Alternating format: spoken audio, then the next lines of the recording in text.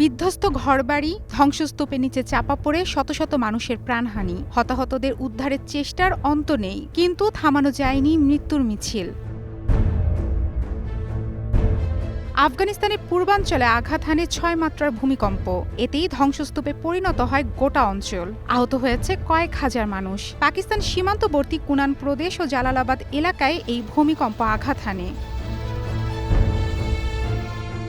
মার্কিন ভূতাত্ত্বিক জরিপ বলছে, রোববার রাত ১১টা ৪৭ অনুভূত ভূমিকম্পের কেন্দ্রস্থল ছিল জালালাবাদ শহরের পূর্ব দিকে ২৭ কিলোমিটার দূরে। মাত্র ৮ কিলোমিটার গভীরে এর কেন্দ্রস্থল হওয়ায় কম্পন তীব্র হয়, ফলে মৃত্যুর সংখ্যা এবং ক্ষয়ক্ষতির মাত্রা দ্রুত বাড়তে থাকে।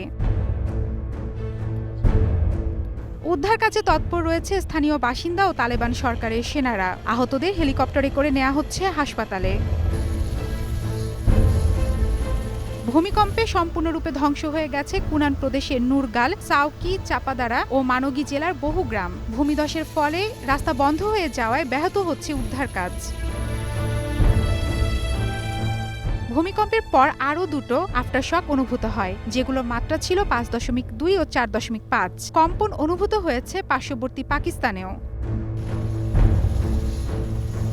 বিশেষজ্ঞরা বলছেন, আফগানিস্তানের এই এলাকা ভারত ও ইউরেশিয়ান টেকটনিক প্লেটের সংযোগস্থলে অবস্থিত, যা ভূমিকম্প প্রবণ। এর আগে ২০২৩ সালের ৭ অক্টোবর আফগানিস্তানে ৬.৩ মাত্রা ভূমিকম্পে ২,৪০০ মানুষ প্রাণ হারায়।